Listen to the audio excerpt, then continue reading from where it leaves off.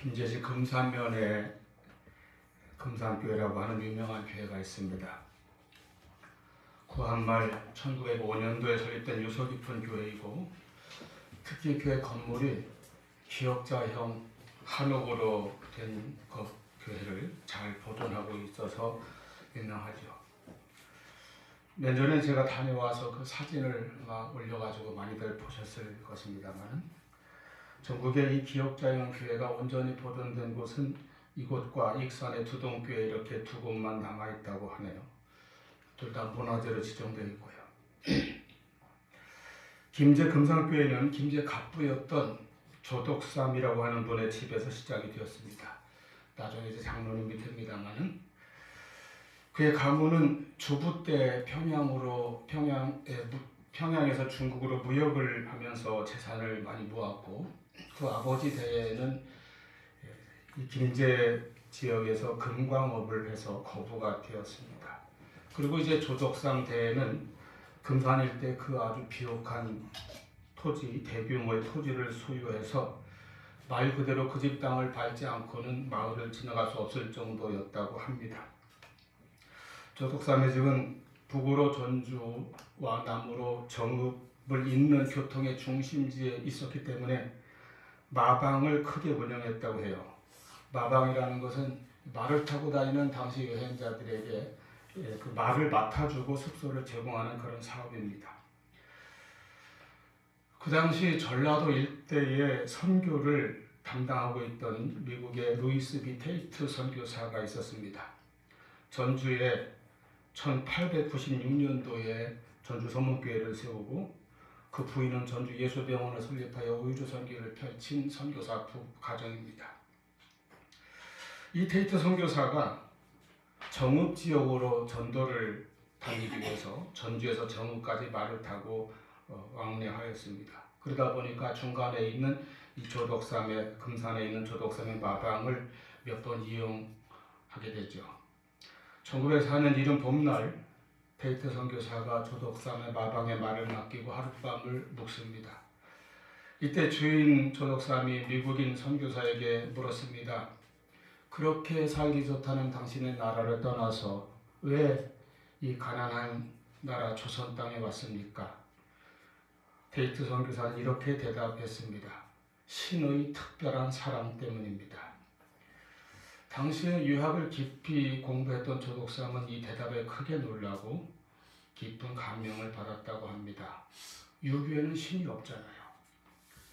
그래서 자기 집 사랑채를 내주어서 그곳에서 예배를 드릴 수 있도록 해주었습니다. 그리고 이듬해 1905년 봄에 조덕삼 부부와 그 집에 마부로 일하던 이자익, 또 같은 마을의 한 부부 이렇게 다섯이 모여서 예배를 드리면서 교회를 세우게 된 것이 금산교회 탄생입니다.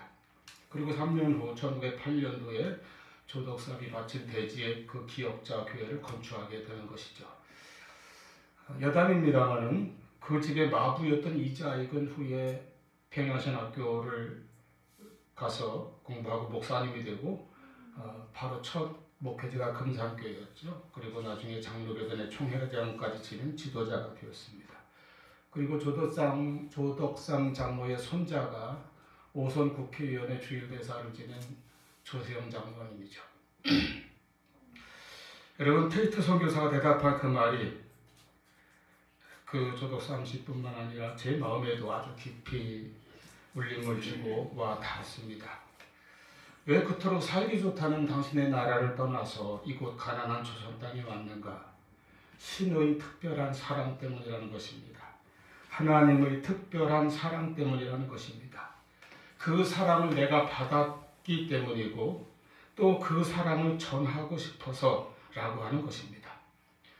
1866년 영국인 선교사 토마스가 대동강변에서 관원의 칼날에 순교를 당할 때 전해주려고 했던 것도 바로 이것이었습니다.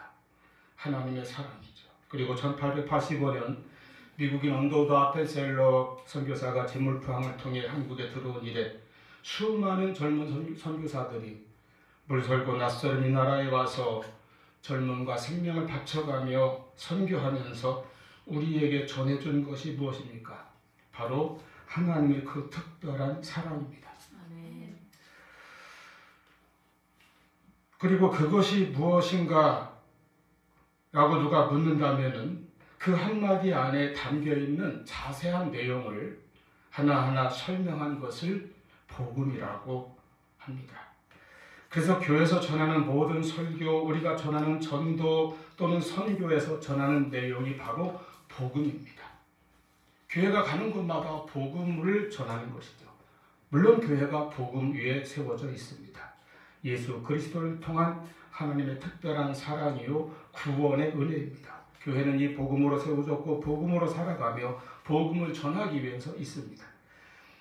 하나님의 말씀인 모든 성경이 이 복음을 담고 있지만 그 중에서도 가장 구체적으로 한 절 안에 이 복음을 요약해서 기록한 말씀은 요한복음 3장 16절이라고 할 수 있습니다.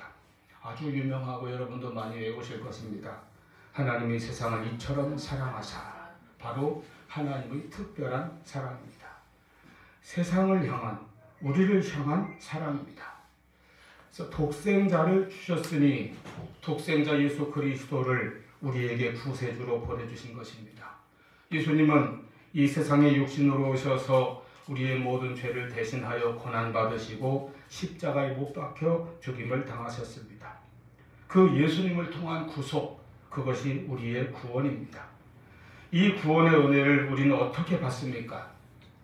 이는 그를 믿는 자마다, 믿는 자가 받습니다. 믿음으로 받습니다. 인간의 어떤 착한 행실이나 노력으로 받는 것이 아닙니다. 오직 믿음으로 받습니다. 하나님의 아들, 우리의 구세주, 구속자 예수 그리스도를 믿는 믿음으로만 우리는 구원을 받습니다. 그 다음 이는 그를 믿는 자마다 멸망치 않고, 인간은 하나님을 떠났고 죄에 빠져 살다가 그 죄에 대한 심판으로 영원한 멸망에 처할 수밖에 없습니다. 여러분, 인간의 삶은 이 세상의 일생이 끝난다고 해서 다 끝나버리고 사라지는 것이 아닙니다. 육신의 죽음 이후에 모든 사람에게는 심판이 있다고 하는 사실입니다. 그래서 영원한 천국과 영원한 지옥에 들어가게 되는 것입니다. 사람에게서 영혼이 그 육체를 떠나는 것을 우리는 죽음이라고 하는데, 죽음을 꼭 돌아간다고도 합니다. 우리의 육체와 영혼을 지으신 하나님께로 돌아가는 것이죠. 그리고 이것은 육신의 죽음입니다. 또 첫째 사망이라고도 했습니다.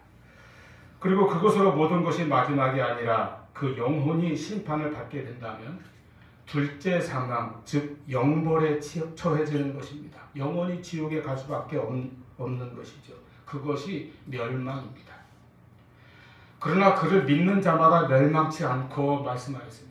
그를 믿는 자, 예수 그리스도를 구주로 믿고 영접한 자는 그 멸망을 당하지 않는다는 것입니다. 둘째 사망에 이르지 않는다는 것입니다. 멸망치 않고 영생을 얻게 하려 하십니다.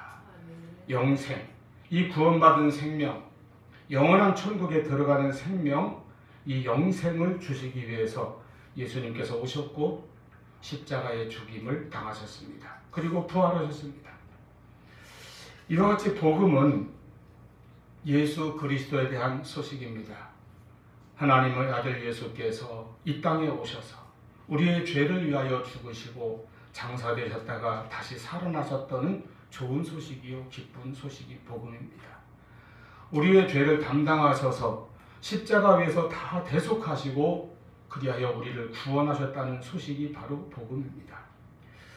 여러분, 우리에게 복음은 이것입니다. 죄인이 하나님의 그 특별한 사랑을 받아서 예수 그리스도를 믿는 믿음으로 하나님의 자녀가 될 수 있다는 이 소식이 복음입니다. 이 복음을 받은 사람이 그리스도인입니다. 복음을 듣고 복음을 믿고 복음 안에서 구원을 받은 사람을 곧 그리스도인 성도라고 합니다. 이 예수님의 복음 외에 다른 것을 첨가하면 신앙이 병듭니다. 그래서 복음이 아닌 다른 것을 가르치고 미혹하는 자들을 이단이라고 하는 것이죠. 우리는 그리스도에 대한 믿음 외에 다른 무엇을 거기에 더해서 그것으로 구원받은 것이 아닙니다. 오직 그리스도에 대한 믿음으로 구원받은 것입니다. 이처럼 우리 신앙생활에서 복음은 가장 귀한 은혜요 선물이요 축복입니다. 저나 여러분이나 우리가 복음을 들은 것에 대하여, 복음을 믿은 것에 대하여, 그 복음을 소유하고 있는 것에 대하여 감사하시기를 바랍니다. 아멘. 이제 본문 27절에서는 우리에게 말씀합니다. 오직 너희는 그리스도의 복음에 합당하게 생활하라. 여러분, 복음에 합당하게 생활하라는 것입니다. 우리는 복음으로 구원받았으므로 그 복음에 합당하게 생활해야 한다, 이 말씀입니다. 내가 복음을 듣고 복음을 믿고 복음을 내 안에 가졌으므로 내 안에 있는 그 복음이 밖으로 나타나도록 복음에 합당하게 살아야 한다는 것입니다. 더 쉬운 말로 하면 구원받은 자답게 살라는 것입니다. 신자답게, 그리스도인답게 살라는 것입니다. 복음을 받은 자답게 복음으로 살아가라는 것입니다. 내가 복음을 믿고 복음이 내 안에 있으면 그 복음에 합당하게 살아야 할 것입니다. 이 복음에 합당하게 생활하라, 이 말을 원문으로는 이런 의미가 됩니다. 너희가 가진 시민권을 그리스도의 복음에 합당하게 행사하라, 이렇게 해석이 됩니다. 이 말의 뜻을 좀 이해하기 위해서 시민권에 대해서 설명을 드려야 됩니다. 로마 시민권, 또 미국 시민권 할 때 그 시민권이죠. 당시 빌립보는 로마의 식민지였습니다.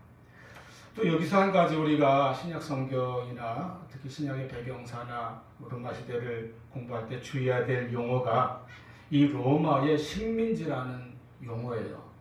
우리나라는 일제감정기라는 아픈 역사를 가지고 있기 때문에 어저께가 3.1절이었는데요. 이 식민지라는 말이 대단히 부정적이죠. 여기에는 나라를 빼앗긴 민족의 고통과 한이 서려 있습니다. 그런데 로마 제국 시대의 그 식민지는 의미가 아주 달라요. 거의 정반대라고 할 수 있습니다. 로마가 그 로마시가 아닌 다른 멀리 떨어진 다른 지역의 도시를 정복하고 식민지로 삼았다는 것은 그 도시에게 로마에 준하는 권한과 영예를 부여한다는 의미입니다.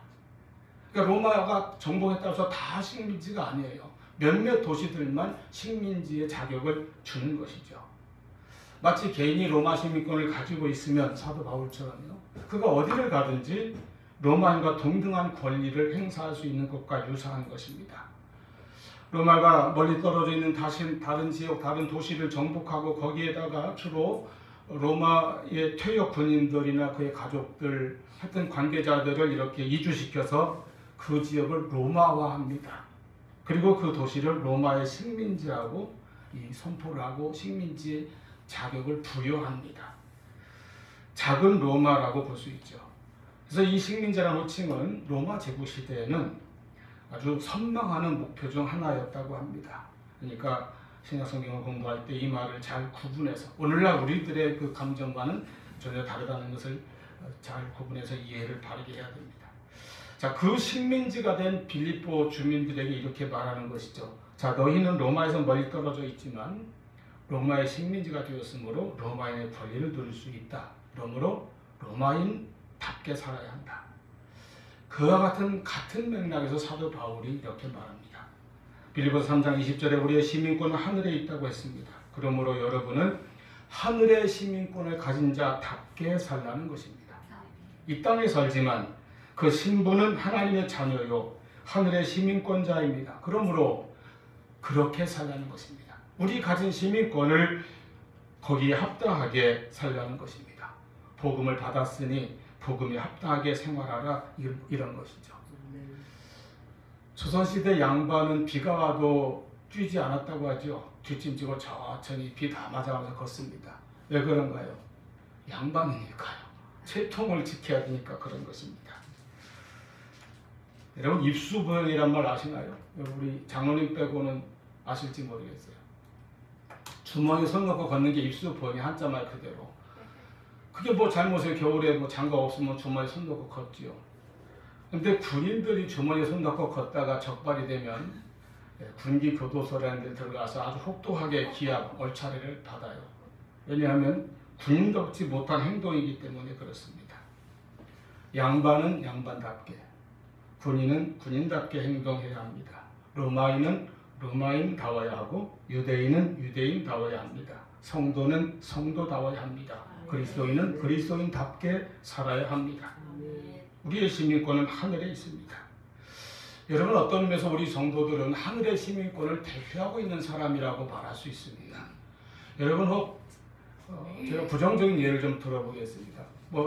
세계 요즘 관광 많이 다니니까 유명한 관광지나 특히 어떤 문화 유적지로 지정된 그런 곳에 만약에 누가 한글로 막 거기도 낙서했다고 칩시다. 누구 왔다 갔다 하트 그려놓고 이렇게 그러면 정말 같은 대한민국 국민으로서 얼마나 우리가 창피하고 미안해지지 않겠습니까?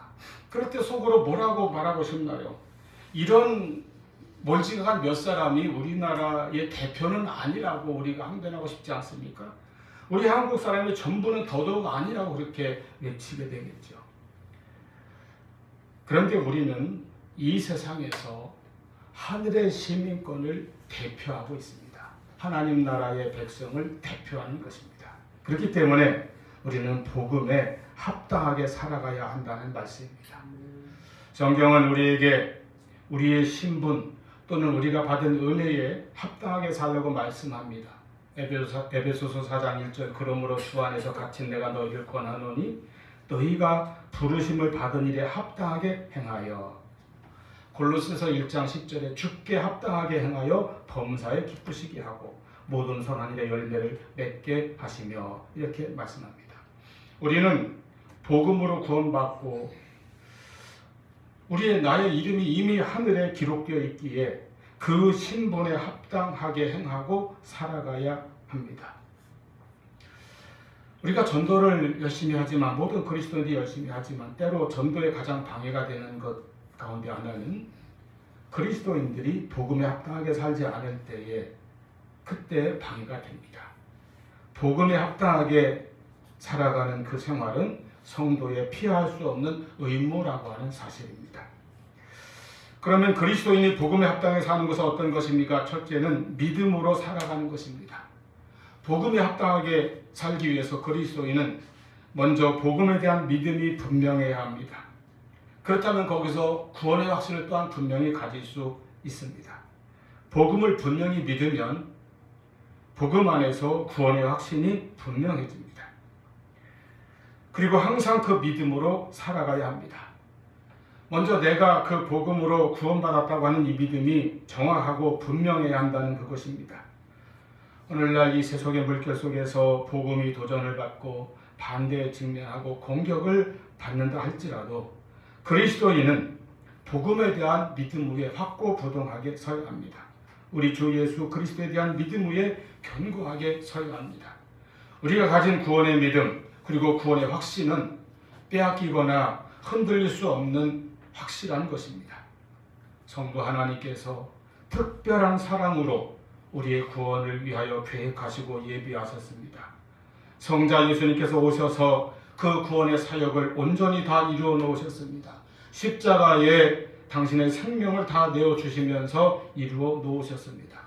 성령께서는 우리를 거듭나게 하시고 지금도 우리와 함께 하시며 우리에게 이 믿음을 굳건히 가질 수 있도록 도우시고 역사하십니다.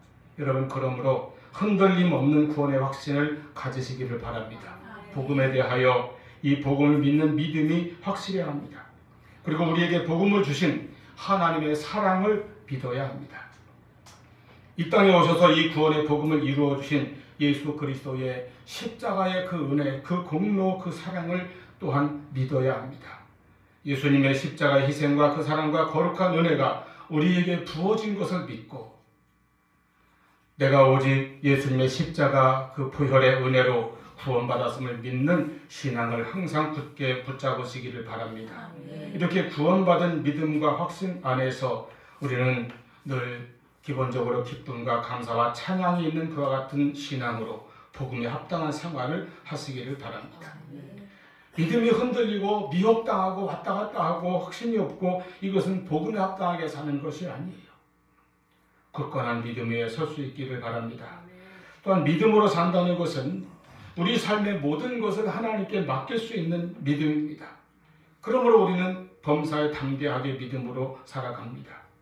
우리는 모든 생활을 믿음으로 행하고 믿음으로 살아가야 합니다. 짐승은 본능으로 삽니다. 사람은 이성으로 삽니다. 불신자는 그게 다예요. 그러나 성도는 믿음으로 삽니다. 오직 의인은 믿음으로 말미암아 삽니다.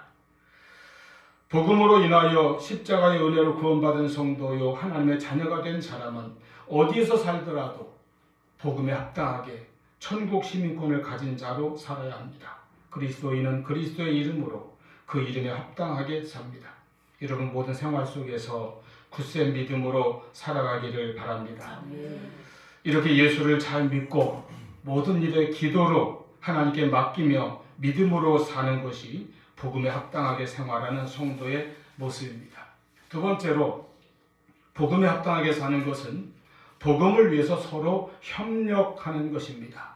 27절 말씀에서 사도는 내가 가서 여러분을 만나든지 떠나 있든지 간에 여러분은 한 마음으로 서서 한 뜻으로 복음의 신앙을 위하여 협력하라고 권고하고 있습니다.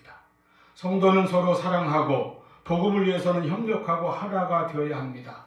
바울은 특히 교회 안에서 서로 협력하고 하나 되어 한 마음이 될 것을 여러 번 당부하였습니다.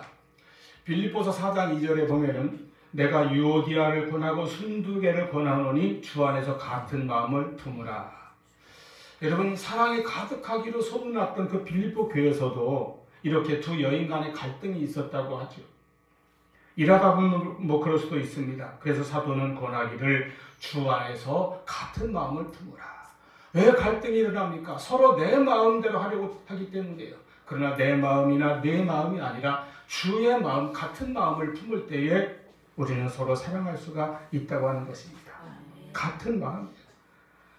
고린도전서 1장 10절에 형제들아 내가 우리 주 예수 그리스도의 이름으로 너희를 권하노니 모두가 같은 말을 하고 너희 가운데 분쟁이 없이 같은 마음과 같은 뜻으로 온전히 합하라 말씀합니다.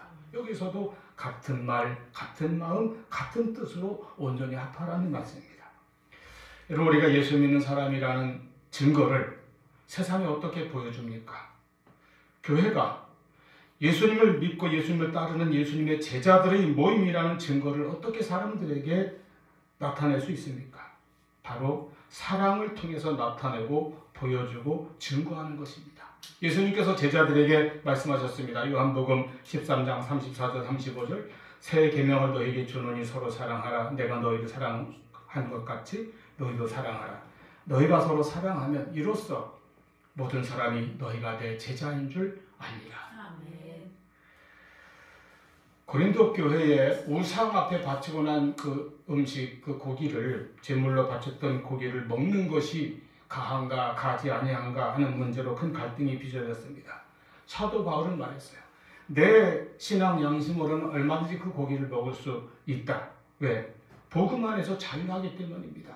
그것도 다 하나님 만드신 것이고 우리에게 먹으라고 식물로 허락하셨기 때문입니다. 하지만 자신이 그 고기를 먹는 것으로 인하여 아직 믿음이 어리거나 약한 다른 형제가 걸려 넘어지게 된다면, 시험 받게 된다면 나는 평생 그 고기를 먹지 않겠다고 말합니다. 이것은 자기 권리를 넘어서는 사랑의 원리입니다. 복음에 합당한 삶이 그와 같은 것입니다. 사랑으로 행하고 사랑으로 살아가는 것입니다. 우리가 서로 사랑하지 않는다면, 서로 한 마음이 되지 않는다면 복음에 합당하지 못합니다. 그리스도인은 복음의 신앙을 위하여 협력해야 합니다. 먼저 이 신앙 위에 자신이 굳게 서고 그리고 이 복음 전하기를 힘써야 합니다. 또한 다른 성도들과 교회가 복음 전하는 일에도 협력해야 합니다. 복음 전하는 일을 위해서 또 전하는 사람들을 위해서 기도하고 후원하고 돕는 것이 협력입니다. 같은 하늘의 시민권을 가진 성도들은 한 마음이 되어야 합니다. 같은 주님을 섬기고 있고 같은 믿음과 같은 소망을 가지고 있기 때문입니다. 복음의 신앙을 위하여 그리고 복음의 전파를 위해서 한 뜻으로 협력할 수 있기를 바랍니다. 우리가 늘 주님의 뜻과 주님의 복음에 항상 관심을 가지고 주님을 높이고 주님의 복음을 증거하고 전파하는 일에 한 마음으로 동역하는 이것이 바로 복음에 합당하게 사는 생활입니다. 그리스도인은 이 사랑으로 살아야 합니다. 세 번째는 담대하게 두려워하지 말아야 할 것입니다. 천국의 시민권자는 분명한 소망을 가진 사람이기 때문입니다. 28절에 여러분은 또한 어떤 일이라도 대적하는 자들을 두려워하지 않는다는 소식을 나에게 들려줄 수 있게 하십시오. 이것은 하나님께로부터 오는 것입니다. 이렇게 말씀하고 있어요. 복음에 합당한 생활은 신앙적인 담대함, 담력을 가지고 사는 것입니다. 우리가 복음에 합당하게 살면 대적하는 자들에 대해서도 담대합니다. 그것은 복음 자체가 능력이기 때문입니다. 심지어 고난을 당할 때도 담대합니다. 천국의 시민권을 가지고 하나님의 사람으로 살아가는 성도들은 이러한 담대함이 있어요. 늘 불안하고 두려워하고 조마조마하고 이것은 복음에 합당하게 살지 못하기 때문입니다. 뿐만 아니라 우리가 어떤 일을 하든지 복음을 위하여 살고 복음에 합당하게 산다면 결국에는 승리로 끝날 것을 우리는 믿을 수 있습니다. 28절에 이어지는 말씀입니다. 이것이 그들에게는 멸망의 징조요 여러분에게는 구원의 징조입니다. 무슨 뜻입니까? 지금은 앞날의 징조라는 거예요. 우리가 복음을 믿고 복음을 증거하는 삶을 살면서 때로는 어려움이나 고난을 당할지라도 그것은 바로 예수 그리스도의 구원의 생명을 가지고 있다는 증거요 구원의 징조라는 것이죠. 반대로 복음을 핍박하는 자는 그 안에 생명이 없고 마귀에 속했다는 증거입니다. 곧 멸망한다는 증거가 되는 것입니다. 이와 같이 우리의 현실은 이 현실이 전부가 아닙니다. 모든 것의 마지막이 아닙니다. 다음이 있어요. 믿는 자의 결국은 구원이요 복음을 방해하는 자의 결국은 멸망이 될 것입니다. 이는 하나님께로부터 분명히 오는 것이라고 말씀하였습니다. 이와 같이 복음의 사람, 믿음의 사람, 하나님의 사람은 지금 나에게 괴로움을 주고 고난을 주는 현실이 있다 할지라도 우리는 그 다음의 일을 내다볼 수 있어야 한다는 것입니다. 그 다음을 볼 수 있는 눈, 그 의식을 가져야 합니다. 그러면 두려울 것이 없습니다. 결국은 우리가 승리할 것이기 때문입니다. 궁극적인 승리에 이룰 수 있음을 믿는 담대함을 가지고 살아가시기를 바랍니다. 그렇기 때문에 하늘에 소망이 있는 사람은 고난도 두려워하지 않습니다. 여러분, 때로 우리가 이 땅에서 어려움에 휩싸일 때가 있습니다. 불안하고 앞날이 보이지 않을 때도 있습니다. 혹은 열심히 살았는데 인생이 뜻대로 되지 않아서 오늘 힘들게 사는 성도들도 있습니다. 유명한 시가 있죠. 시인 셸리가 쓴 소풍의 노래, 아주 유명한 구절입니다. 연애 나팔을 불어라 오 바람이여 겨울이 깊으면 봄도 멀지 않으리라. 여러분, 당장 오늘 우리도 그렇지 않습니까? 지난 불과 몇 주 전 그 혹독했던 강추위 다 지나가지 않았습니까? 여러분, 지금 별로 기억에도 안 남아있죠. 고난이 깊어도 반드시 지나갑니다. 성도는 오히려 베드로전서 1장 7절 말씀처럼 고난을 통하여 금보다 연단된 믿음을 가질 수 있게 될 것입니다. 우리는 복음으로 구원받은 사람들입니다. 복음의 사람, 복음에 합당한 사람이 되어야 하겠습니다. 복음을 굳게 잡고 흔들리지 않는 구원의 확신을 늘 가지시기를 바랍니다. 그리고 믿음으로 살아가시기를 바랍니다. 복음을 위하여 한 마음으로 협력하고 서로 사랑하며 사시기를 바랍니다. 복음 안에서 두려워하지 말고 항상 담대하며 또한 항상 소망을 가지고 낙심하거나 포기하지 말고 고난과 역경도 시련도 이기고 나아가는 우리 모두가 될 수 있기를 축원합니다. 기도하시겠습니다.